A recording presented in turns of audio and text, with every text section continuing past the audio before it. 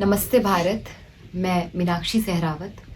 अभी हाल ही में कर्नाटक पुलिस के द्वारा मेरे ऊपर एक केस लगाया गया, मेरे अगेंस्ट एक एफआईआर दर्ज की गई और वो इसलिए की गई क्योंकि मैंने राष्ट्रपिता कहे जाने वाले एक व्यक्ति के ऊपर कुछ टिप्पणियाँ की।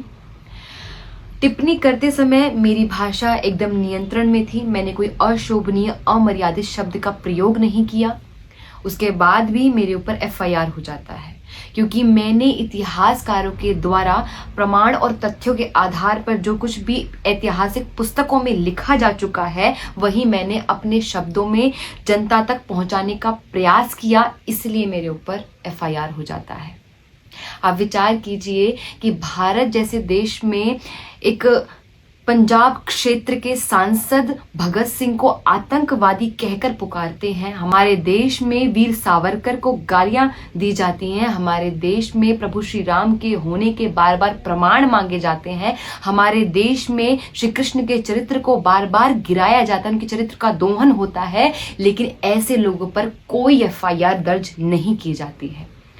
आप विचार कीजिए कि हमारे देश में एक पेंटर जो माता सीता, माता लक्ष्मी और अन्य कई देवियों की नंगी तस्वीरें बनाता है, उसको पद्मश्री और पद्म भूषण से नवाजा जाता है। एफआईआर तो होने से रही।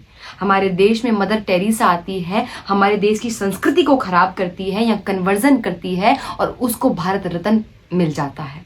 अब विचार कीजिए, हमारे देश में जेएनयू जैसी यूनिवर्सिटी में एक व्यक्ति भारत तेरे टुकड़े होंगे जैसे नारे लगाता है और उसके ऊपर कोई कार्यवाही नहीं होती है। क्यों? क्योंकि उसके पास फ्रीडम ऑफ स्पीच है, फ्रीडम ऑफ एक्सप्रेशन है, वो अपनी भावनाओं को व्यक्त कर सकता है। लेकिन मेरे पास ना फ्रीडम ऑफ स्पीच है, ना फ्रीडम ऑफ एक्सप्रेशन है, ना मेरे पास कोई प्रश्न करने का अधिकार है।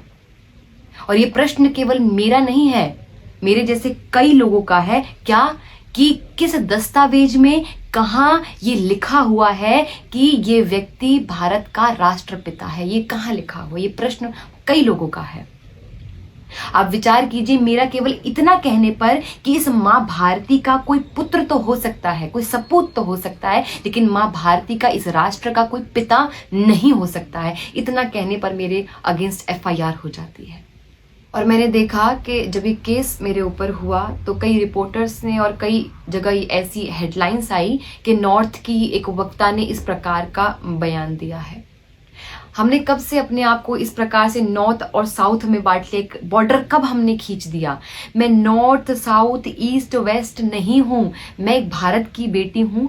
भारत की बेटी के ऊपर ऐसा कुछ हुआ है, भारत की बेटी के साथ ऐसा कुछ हुआ है, तो पूरा भारत मेरे साथ होना चाहिए। तो अपने आप को इस प्रकार से ना बांटा जाए। और जब से ये केस हुआ है तो कई लोगों का और बहुत लोगों का मेरे पास सपोर्ट आ रहा है, निरंतर सपोर्ट आ रहा है। आप लोग बहुत सपोर्ट कर रहे हैं और इसी प्रकार से सपोर्ट करते रहिए, क्योंकि आप लोग सपोर्ट करते हैं तभी हमारे भीतर से ऐसी आवाज़ निकलती है और हम अपनी आवाज़ को लोगों तक पहुंचाने में सफल रहते हैं, क्योंकि आप लोग साथ रहते हैं। और ऐसे ही साथ रहिए, जिस प्रकार से आप हम जैसे लोगों की सहायता कर सकते हैं वैसे करिए। अपने तन से, अपने मन से, अपने धन से करते रहिए। और सबसे बड़ी बात कि जुल्म के साए में फिर लब खोलेगा कौन? यदि आज भी हम चुप रहे तो फिर बोलेगा कौन? तो हमें चुप नहीं रहना है, इसी प्रकार से अपनी आवाज़ को उठाते रहना है। नमस्ते, हरे कृष्ण।